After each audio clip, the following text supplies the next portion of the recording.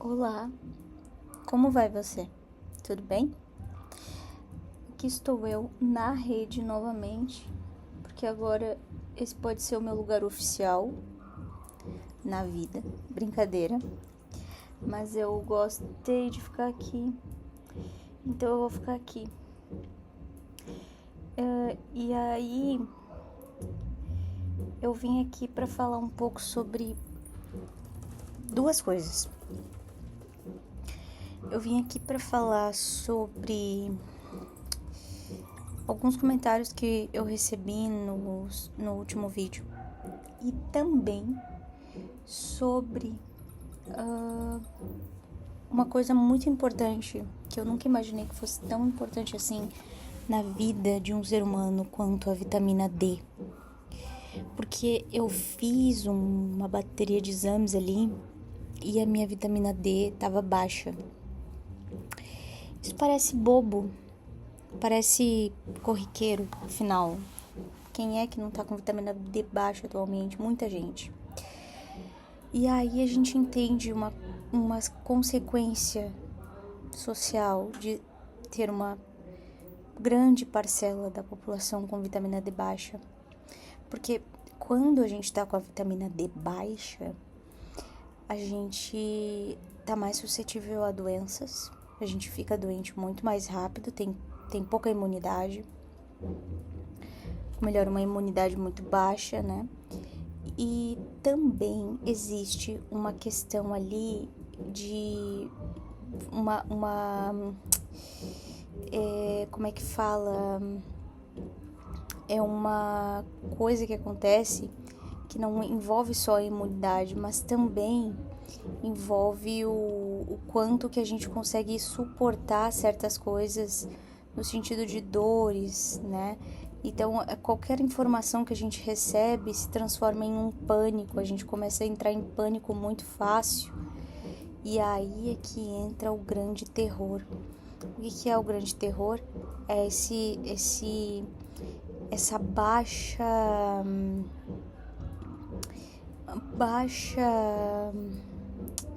é como se fosse um amortecedor que a gente não tem mais quando a nossa vitamina D tá baixa para receber coisas negativas e a gente começa a entrar em pânico com muito mais facilidade que o normal. Então, por exemplo, a gente não consegue filtrar críticas, más notícias, coisas que as pessoas nos falam. E o que acontece? Qualquer coisa o corpo já entende como um perigo altíssimo. Então, qualquer estímulo, por menor que ele seja, ele se torna... qualquer estímulo se torna muito maior do que ele era. E se ele for negativo, a hiperreatividade vai ser um horror, porque vai trazer pânico. Então a gente fica muito, muito alarmista. Entrando no mérito, que aqui a gente fala de pessoas autistas, como eu, pensa no quanto isso dobra de tamanho, porque essa falta desse amortecedor pra gente já existe em algum nível. O nosso amortecedor não é dos melhores, entende? Para essas coisas. Então, o que, por exemplo, para um neurotípico ou vamos dizer aqui para uma pessoa não neurodivergente, não autista, eu vou falar não autista porque assim, ó, eu não entendo de outros casos. Eu vou falar do meu, tá? Então, assim, uma pessoa que é autista, o que para um não autista seria isso é meio chato, né? Sei lá. Para um autista já é tipo, tem algo muito errado. Aí tu pensa que se esse autista ainda por cima ele tá com algum nível, se ele tá com deficiência de vitamina D, por exemplo assim, gente, a minha vitamina D tá 17, tá? Bem baixa. Então, o pânico, ele é muito mais elevado. Por que esse pânico é elevado? Eu fui pesquisar para entender. E aí eu descobri que é porque existe um tal de HPA, né? Que é uma coisa que modula o eixo do estresse. E aí a vitamina D participa dessa modulação aí. E aí, indiretamente, ela também tem um papel ali de regular a serotonina e a dopamina. Então, é por isso que se a gente tá com a vitamina D baixa, muita coisa muda e a gente começa a entrar em pânico muito mais frequentemente do que o normal. E no nosso caso, não é só entrar em pânico, é ter crise, tá? Então a gente entra numa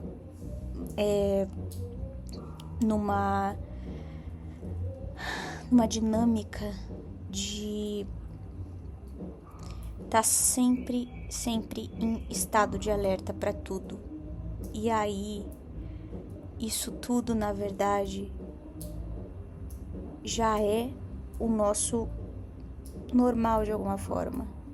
Mas quando a gente tá com vitamina D baixa, isso dobra de tamanho e a gente começa a ter respostas emocionais muito mais exageradas, do que ficam exageradas até pra gente. E aqui eu digo porque é tão chato falar isso, mas em grande parte dos momentos na nossa vida, a maior parte das pessoas acham que a gente tá exagerando, né? Que a gente é um grande exagero. Esse é o pior de tudo. É que, por exemplo, a gente já é naturalmente exagerado para qualquer pessoa que não seja autista, porque a gente é muito mais sensível do que as outras pessoas para muitas coisas. E aí, então, imagina que com a vitamina D baixa, como no meu caso aqui 17, e que eu consigo até entender o porquê que e não é de hoje que eu tenho vitamina D baixa, eu consigo entender o porquê que eu tenho a vitamina D baixa também, e por que eu nunca consigo não ter a vitamina D baixa, que é porque eu evito me expor à claridade, porque eu tenho essa hipersensibilidade, né, à luz. Então eu evito a luz, eu evito a claridade. E aí é óbvio que eu vou ficar assim, porque normalmente eu tô no escuro, sério, assim, é sempre uma coisa assim, que a iluminação aqui é toda diferente, assim, organizada. Pra mim é sempre um abajurzinho bem ali no canto, uma coisa muito baixinha. Então, normalmente a iluminação que eu tô é essa, tá? E aí, isso significa que eu acabo tendo essa questão da deficiência da vitamina D. Agora eu tô tomando o negócio lá que a médica mandou. Acho que ela, uma caixinha de 50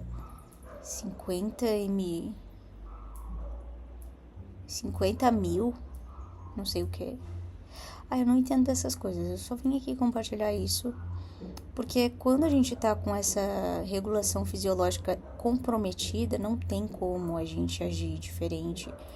E aí, a gente tem que ficar de olho nessa coisa da vitamina D. Se a gente já sabe que tem hipersensibilidade à luz, a gente já sabe que, enfim, é bom, e a gente é autista. Já uma pessoa normal que não é autista, olha como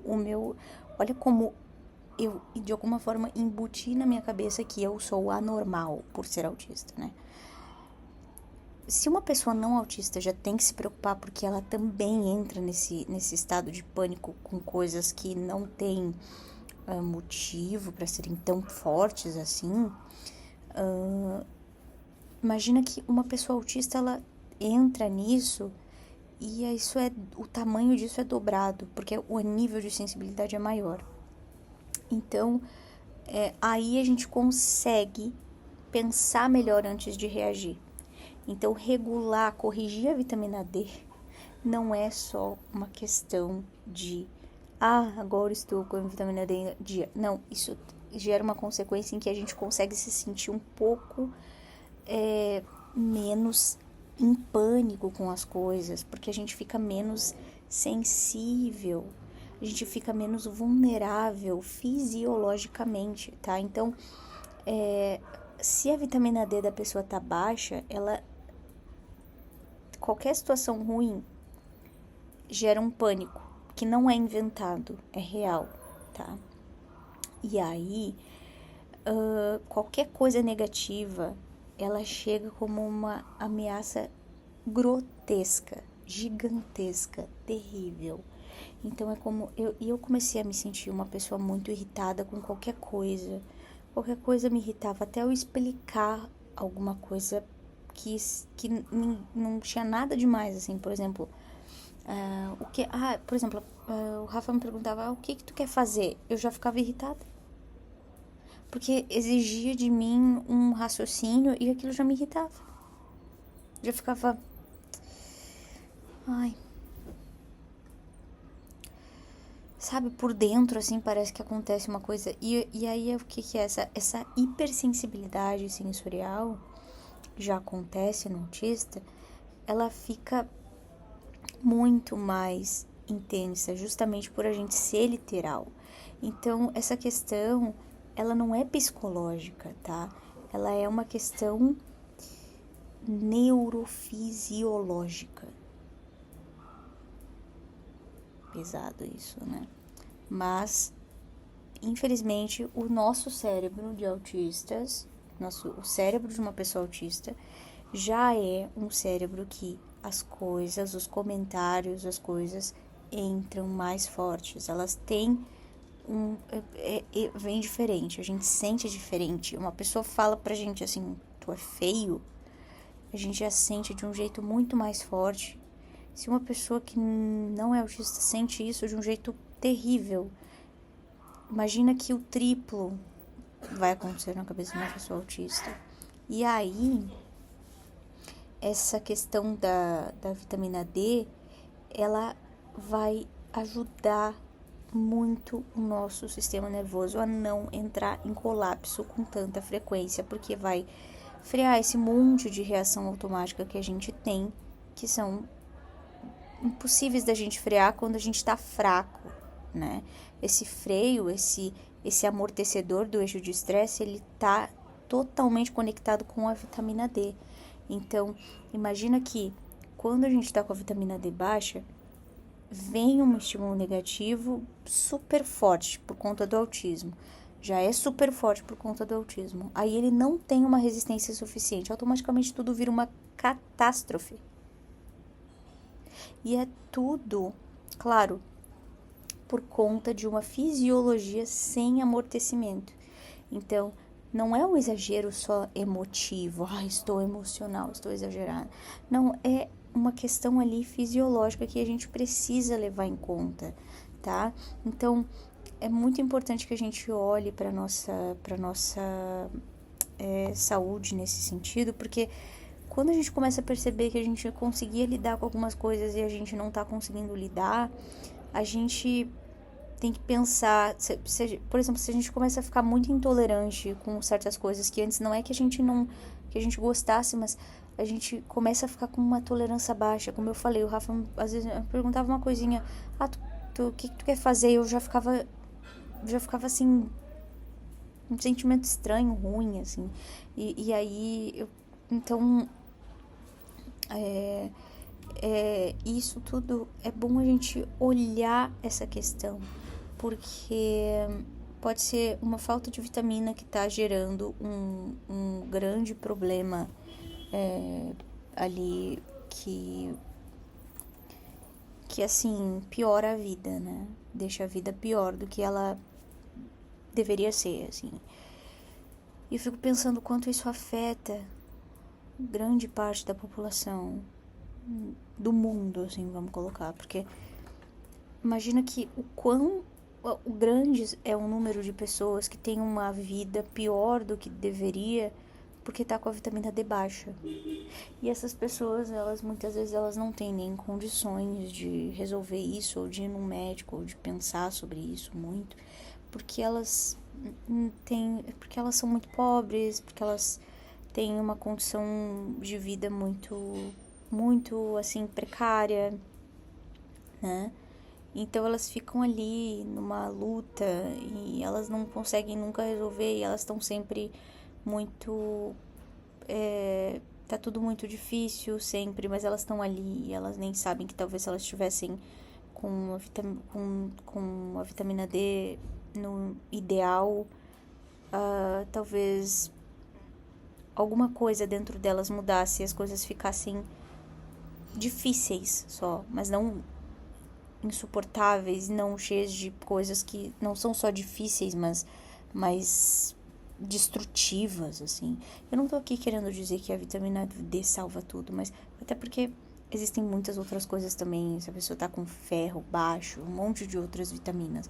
Entende? É que eu tô trazendo à tona que quanto será que a falta de vitaminas na vida das pessoas não produz exatamente a sociedade que a gente vê, que é uma sociedade que muitas vezes a grande parte das pessoas está em pânico, guiada pelo medo. Por quê? Porque se tu tá com a vitamina D baixa, tu não consegue regular o teu estresse, tudo é uma ameaça, tudo tu entra em pânico, tu não tem freio pra visar isso. Isso não é uma coisa psicológica, isso é uma coisa fisiológica, né? Então, imagina que o sistema das pessoas está quebrado, porque grande parte das pessoas precisa tomar vitamina D e nem sabe, né?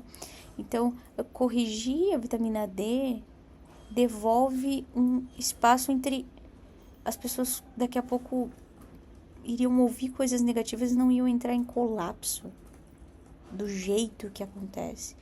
Então, é muito sério isso. Quantas coisas terríveis, quantos problemas terríveis as pessoas vivem e não sabem como sair, entram em pânico, não por conta de uma fragilidade emocional, mas só por conta de uma questão neurobiológica, né? Uma coisa que está desregulada ali, um monte de vitaminas. Eu tô falando da D porque foi a minha única coisa aqui que eu tinha que realmente repor, porque tava terrível. Mas, né, também, assim, imagina quantas pessoas têm um quadro seríssimo de vitaminas que tem que repor porque não tem, né? Então, pessoas em estado terrível de vida. Então eu queria falar muito sobre isso, que a gente tem que tomar cuidado com essas coisas, porque a gente já tem uma questão ali do autismo. Imagina só se a gente, além de ter a questão do autismo, ainda tem que lidar com um monte de deficiências deficiências assim de vitaminas, né? Isso piora muito mais a nossa vida e a gente tem que pensar também nessas coisas. Porque se a gente é adulto, a gente não pensa nessas coisas, a gente tá sendo negligente. E aí a gente tá sendo pior do que qualquer outro ser humano que não nos aceita no mundo, ou que acha que a gente é fresco, que a gente só vive de frescura, que é tudo uma grande besteira e tudo mais. Porque essas pessoas não estão ali dentro da gente, elas não podem fazer nada por nós. Mas a gente pode fazer alguma coisa pela gente. Se a gente não faz, a gente que tá sendo cruel, sabe? Eu falo isso como um recado pra mim mesma, porque eu tenho muita resistência aí ao médico. Muita resistência mesmo. Mas eu fui, porque eu tava cada vez mais fraca, eu tava ficando gripada o tempo todo. Eu tava muito assim, o tempo inteiro tendo, além de o tempo inteiro tendo crise, eu tava com eu tava sempre gripada e demorava pra me recuperar das gripes. Esse último ano eu fiquei gripada acho que umas 5 vezes, gripe feia, e não me recuperava, ficava entrando em uma gripe depois da outra, sabe? Nunca curava de verdade nenhuma gripe, ficava tudo acumulado, não sei explicar isso. Mas foi assim. E aí agora, depois desses exames que até que enfim eu aceitei fazer, eu descubro que tinha a ver com essa vitamina D baixa demais, insuficiente, né? Deficiência. E aí, então eu tô resolvendo isso. Vamos ver como é que vai ficar. Agora eu gostaria de comentar sobre o quê? eu gostaria de comentar sobre os comentários, que foi do vídeo que eu fiz, que é um vídeo... Ai, desculpa, gente. Que foi o vídeo que eu fiz ali. E aí, eu vi uns comentários bem interessantes do pessoal ali falando sobre experiências de autismo e tudo mais, né? Sobre invalidação, sobre profissionais que só entregam um diagnóstico e depois dane-se, o problema seu, como que você vai fazer para melhorar a sua vida, que tá o seu laudo, tchau. E existiu ali um comentário falando, opa gente, eu acho que assim tá melhor, que eu acho que não fica tão escuro, né? E aí então os comentários falando sobre como que depois a gente dá conta de tudo isso, porque o laudo em si ele não melhora a nossa vida, mas sim o que a gente faz a partir dele. Isso é verdade. Isso é, assim, o que as pessoas ao nosso redor também fazem a partir desse laudo, se elas decidem tentar nos aceitar, se elas decidem se esforçar para nos ajudar, se a gente decide se aceitar, se a gente decide se esforçar também, porque não adianta a gente achar que os outros têm que fazer tudo pela gente, ou que os outros têm que se esforçar pra gente fazer as coisas, porque não é bem assim. A gente precisa, muitas vezes, ser essa rede de apoio que a gente não encontra.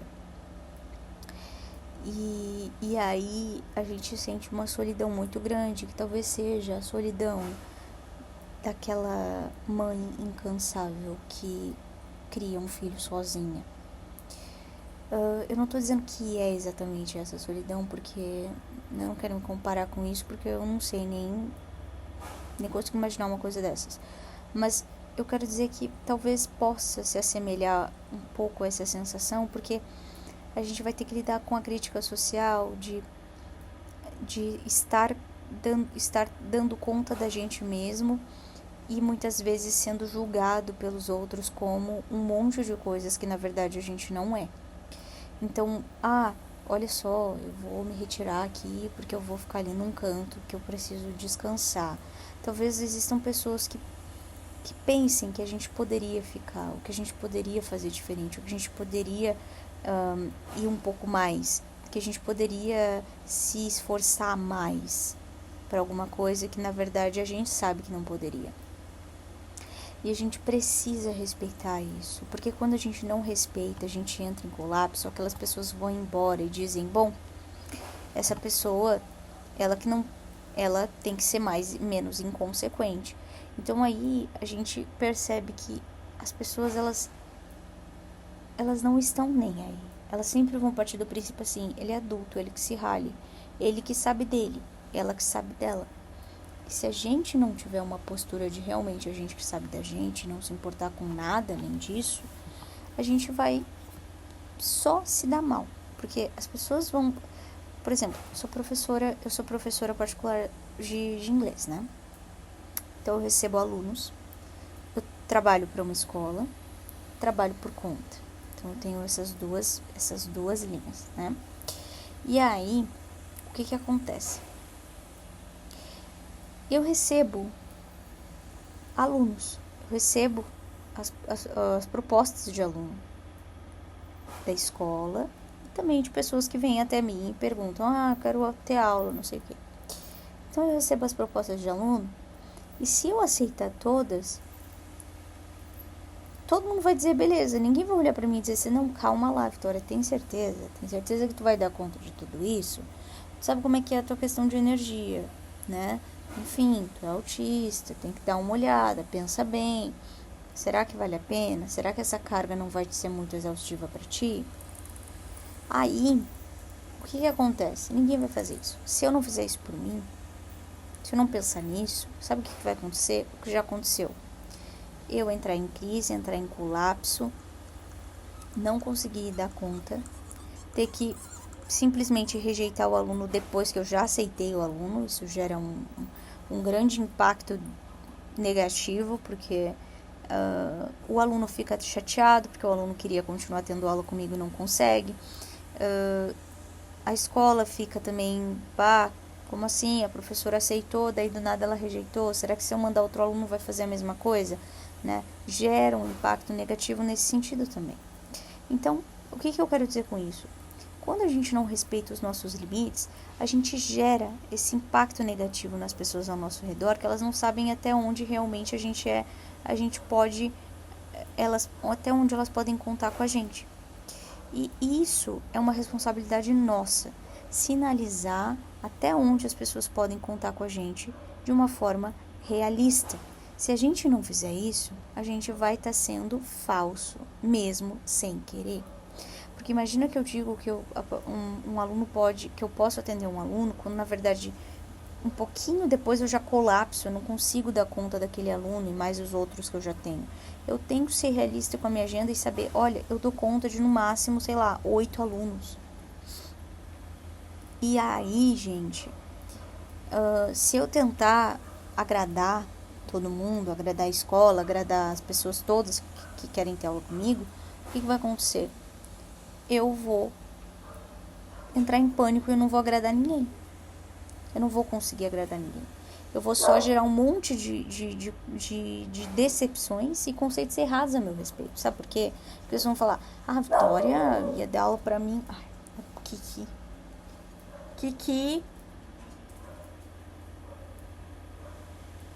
É que aqui eu tô na sacada, né? Aí ali embaixo tem o cachorrinho.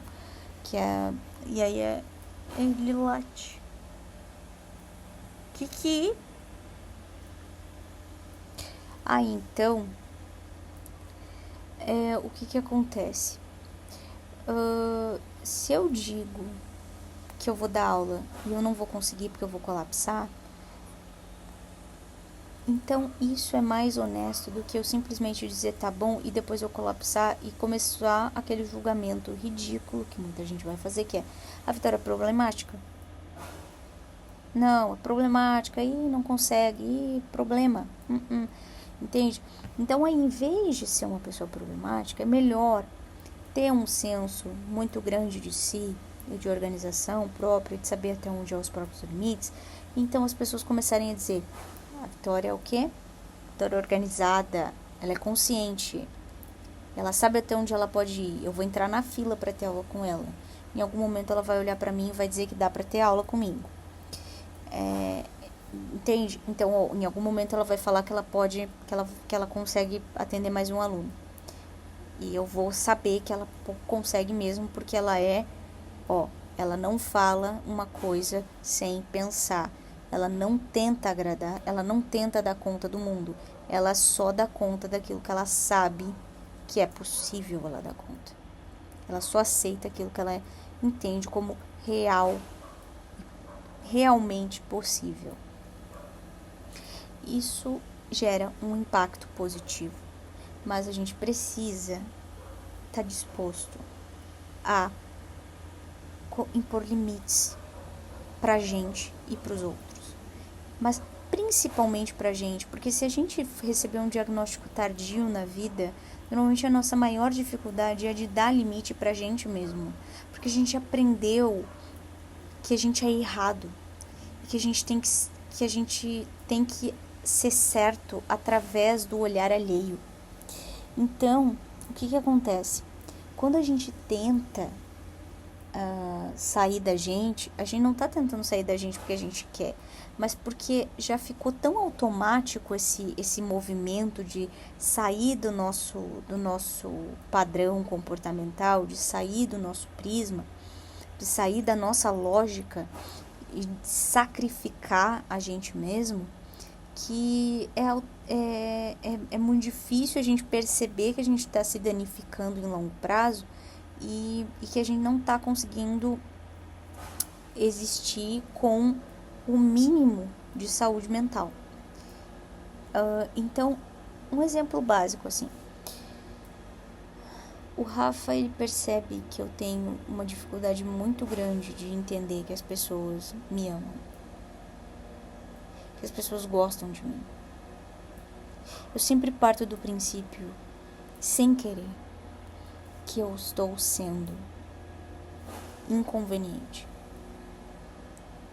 que a minha presença é uma inconveniência de alguma maneira, que eu preciso me retirar o mais rápido possível ou me adequar o mais rápido possível a alguma coisa que eu nem sei o que é, mas eu já sei que tem alguma coisa que eu tô inadequada. Eu sou inadequada, né? Esse sentimento de inadequação, ele advém de uma vida inteira sendo vivida recebendo uma enxurrada de condenações pelo meu modo de ser. Então eu abro o olho e a primeira coisa que eu tenho que reafirmar pra mim é assim: tá tudo bem em eu ser eu. E mesmo que eu reafirme isso pra mim, isso não significa que eu consigo realmente internalizar isso e praticar isso. Então eu me percebo como alguém que muitas vezes, por exemplo, eu preciso de silêncio e eu me forço a continuar ali. Depois eu tenho uma crise. Aí eu penso, meu Deus, que vergonha. Tive uma crise na frente das pessoas. Porque eu tava querendo tanto eu tava querendo tanto mostrar pra elas que eu consigo. Mas não é que eu tava querendo mostrar pra elas conscientemente. Eu só tava dizendo, não é nada demais, eu não posso ser uma mimada, eu não posso ser uma pessoa assim, eu tenho que estar aqui, eu quero estar aqui, não é só eu tenho que estar aqui, é tipo, eu quero, né? Eu quero fazer uma coisa. Eu acho que é que nem, assim, não sei, eu sinto como se fosse quase como que nem uma criança querendo fazer uma coisa de adulto e ela não consegue, mas ela quer fazer e ela se machuca fazendo aquilo ali, sabe? E ela sofre com isso. Só que imagina que o adulto, em vez dele olhar para ela e respeitar o fato dela ser uma criança e dizer, não, peraí, você não pode fazer isso, você é uma criança, tá tudo bem, por que você acha que você tem que fazer isso? Você não tem que fazer isso. Em vez disso, ele olha e fala, viu só, você tinha que fazer isso, você tinha que conseguir fazer isso. Uma pessoa autista, quando ela recebe um diagnóstico tardio, como é o caso de grande parte dos adultos autistas, né? Nível 1 de apoio, 1 e 2, né? Nível 1 e 2 de apoio, eles recebem esse tipo de tratamento. Então é como as pessoas olham pra ele como essas pessoas que eu comentei cruéis que olhariam por uma criança e diriam, você tinha que fazer isso, sendo que na verdade era uma criança, óbvio que não tinha que fazer isso, não tinha condições de fazer isso, né? Então isso é uma coisa que eu tenho aprendido aos poucos, né? Eu preciso sim de uma iluminação diferente, eu preciso sim de muitas adaptações que são feitas atualmente graças à boa vontade de todas as pessoas que convivem comigo no meu dia a dia, né? Então, e isso tudo são coisas que melhoraram muito a minha vida. Então, que durante grande parte da minha jornada, eu penso quanto tempo eu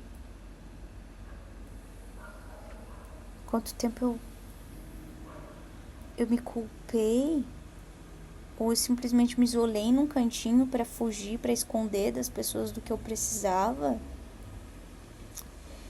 E aí muitas vezes as pessoas vão pensar, então tu dava conta. Não, a pessoa não dá conta, a pessoa simplesmente se isola e some do mundo, né?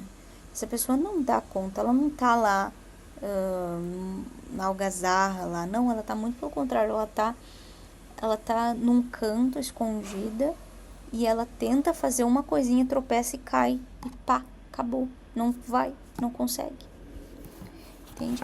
Então, por exemplo, quando o Rafa falou que ia pedir que não batessem palmas numa apresentação nossa, eu fiquei chocada, eu fiquei em pânico ao mesmo tempo, porque eu fiquei, nossa, mas isso isso é demais, não, eu vou abalar toda uma estrutura social, eu vou gerar um horror, as pessoas vão me odiar, as pessoas vão ficar com raiva de mim.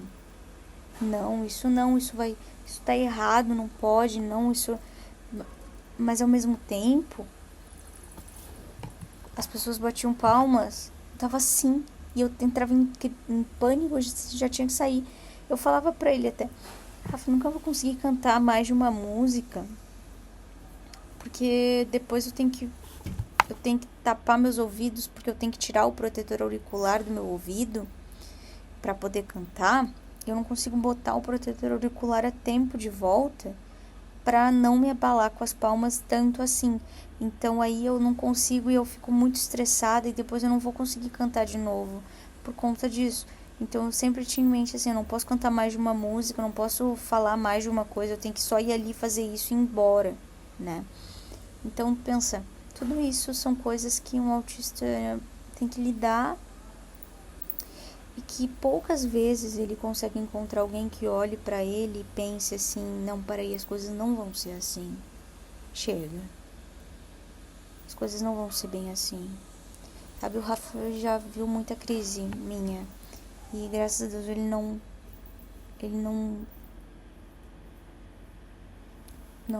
foi uma pessoa que se assustou a ponto de não querer mais estar perto de mim, né? Ele não foi uma pessoa que me jogou num canto. Ele não foi uma pessoa que preferiu sair fora, né? Porque eu não ia aguentar várias coisas, né? Então, uma coisa muito importante, isso a gente tem em mente, que muitas vezes, gente, pra gente conseguir encontrar essa situação, a gente precisa primeiro, de alguma forma, se entender nos nossos limites. A gente precisa se entender nos nossos limites. Mas também, eu vou ser bem sincera, às vezes é o outro que nos ensina sobre isso. Porque eu não me entendo nos meus limites.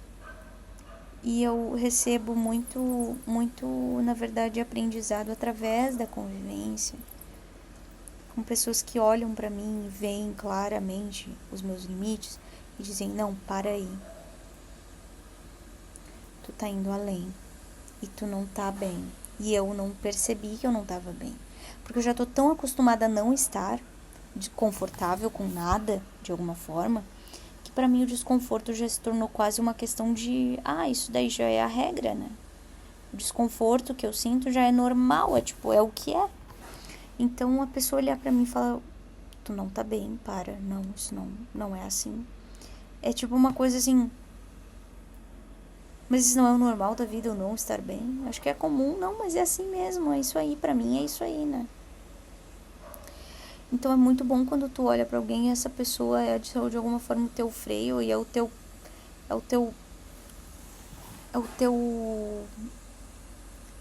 é a pessoa que de alguma forma te percebe para além daquilo que tu foi ensinado a pensar a teu respeito e a respeito da vida e de como tu tem que ser e como tu tem que te tratar, porque essa pessoa olha pra ti e fala, não, tu não vai ficar mal por causa de ninguém, tu vai ficar bem. E aí tu olha pra isso e tu pensa, existe isso? Existe essa possibilidade de eu ficar bem? Mas eu ficar bem envolve quebrar um monte de coisas que as pessoas acham que é bom e eu não acho bom. Tipo, bater palmas. E aí tu pensa, nossa, que coisa incrível, né? Gente, tem um monte de mosquitinho aqui. Tô indo. Então, gente, o que eu quero dizer é assim, ó. A nossa jornada de aprender a gente mesmo é muito longa. E a gente não vai aprender até o fim. A gente vai ficar no meio do caminho. A gente vai morrer no meio do caminho. Só que uma coisa eu sei. a gente consegue, aos poucos, melhorar a nossa qualidade de vida, se a gente tiver a decência de deixar as pessoas olharem pra gente de verdade, pelo menos uma ou duas, e que a gente possa também se olhar de verdade. E se a gente não tem condições de pagar uma terapia, sei lá o que, se a gente não tem condições de ir no médico tal, de fazer um tratamento, sei lá qual, caro, a gente tem condições de pegar um bom livro e ler coisas que vão nos fortalecer, ler coisas boas, ler coisas que vão nos aprimorar enquanto seres humanos, que vão nos colocar diante da vida com mais resiliência, que vão fazer a gente evoluir, que vão nos ajudar mesmo, de alguma forma, mesmo que seja no âmbito do pensamento, mesmo que seja num fortalecimento psicológico, tá? De como eu encaro a vida, as minhas lentes, elas precisam ser sóbrias, mas elas precisam ser sóbrias e positivas. A sobriedade, ela nunca é negativa. A sobriedade, ela pode, sim, muitas vezes, ser neutra, mas nunca negativa. A sobriedade, ela nos dá a possibilidade de olhar para uma consequência que não é tão legal e manter a positividade de alguma forma que nos faz prosseguir sem pensar besteira, sem cogitar fazer besteiras, né? Então, é aquilo que nos afasta do mal, do verdadeiro mal. Então, nos afasta dos vícios, nos afasta das coisas horríveis, das más companhias. Então, se a gente não tem dinheiro para fazer um tratamento caríssimo, porque eu, por exemplo, eu não tenho, tá? Eu não sou uma pessoa rica nem nada disso. É só ver minha profissão, eu sou uma professora de inglês, né? Então, eu sou uma pessoa simples, tá? Então, a única coisa que eu posso dizer é que eu leio bons livros e às vezes eu leio romance, às vezes eu leio filosofia, eu gosto muito de ler David Hawkins. Então, leia bons livros, leia livros que realmente te coloquem num lugar de expansão. Isso já vai ser um caminho lindo, tá? Ler livros sobre emoções, sobre compreensão das emoções. Eu gosto muito do livro Letting Go, do David Hawkins. Foi o primeiro livro que eu li dele, não me arrependo. Eu acho que tem em português também, que é o Deixar Ir, do David Hawkins, traduzido pela editora Pandora, alguma coisa assim. Então, veja coisas interessantes, veja palestras da Nova Acrópole, da Lúcia Helena Galvão, palestras sobre inúmeros assuntos filosóficos que geram boas reflexões, que geram bons pensamentos, que geram bons frutos. Então, é bom que a gente alimente essas coisas, em vez de alimentar aquela coisa negativa que fica ecoando dentro da gente de eu não sou suficiente, eu não sirvo, que droga, e não tem nada para fazer, agora é isso aí mesmo, eu sou um ferrado e acabou, porque eu já estive nesse lugar, e esse lugar não me levou para nada de bom, né? Me levou para um horror, me levou para pensamentos suicidas, me levou para algumas tentativas, inclusive disso, né? Então, é bom que a gente não vá para esse lugar, é bom que a gente pegue só bons livros e comece a ler. E a gente, eu não tenho dinheiro para comprar um livro. Tudo bem. Então, você vai começar a assistir coisas que são gratuitas. Existem livros em PDF também. Se você tiver uma biblioteca local, você vai. Se você tiver uma oportunidade de só pelo menos focar, tentar pensar em coisas bonitas dentro de você, então você pensa. Mas é importante que você evoque dentro de você essas coisas boas que vão te guiar de uma forma a enxergar um mundo de uma maneira mais acolhedora. Por mais que muitas vezes ele te destrua de alguma forma, ele pareça que vai te destruir. Mas é importante que você, de alguma maneira, se proteja disso. Nem que seja ficando mesmo lá no seu mundinho, que muitas vezes te obriga até a sair para trabalhar. Isso dói, né? Isso é muito, muito difícil em certos momentos, não por sair para trabalhar em si, mas por conta de todas as questões sensoriais que a gente tem que lidar para sair para trabalhar, né? Então, isso tudo é bem delicado. A gente precisa se esforçar para manter a nossa dignidade intacta dentro da gente, porque isso já muda tudo, tá? Eu acho que eu vou finalizar por aqui, mas em algum momento eu acho que eu vou voltar para falar sobre isso, mais sobre essas questões de ser autista e encarar a vida enquanto pessoa diagnosticada tardiamente, porque é bem diferente de uma pessoa que foi diagnosticada desde a infância, bem diferente, tá? Então é isso, porque existe toda uma invalidação social por cima da pessoa que foi diagnosticada tardiamente como algo assim, viveu aí tanto tempo sem nada, agora tem aí um troço, agora ficou sei lá o quê. E não é bem assim, né? As pessoas não sabem como uma pessoa chega num diagnóstico. Ela chega num diagnóstico porque ela tem um monte de situações que dificultaram o caminho dela de uma forma muito clara. E por isso ela chegou nesse lugar onde ela foi diagnosticada. Existe um prejuízo muito claro social, um prejuízo na vida da pessoa, prejuízos que são bem claros, tá?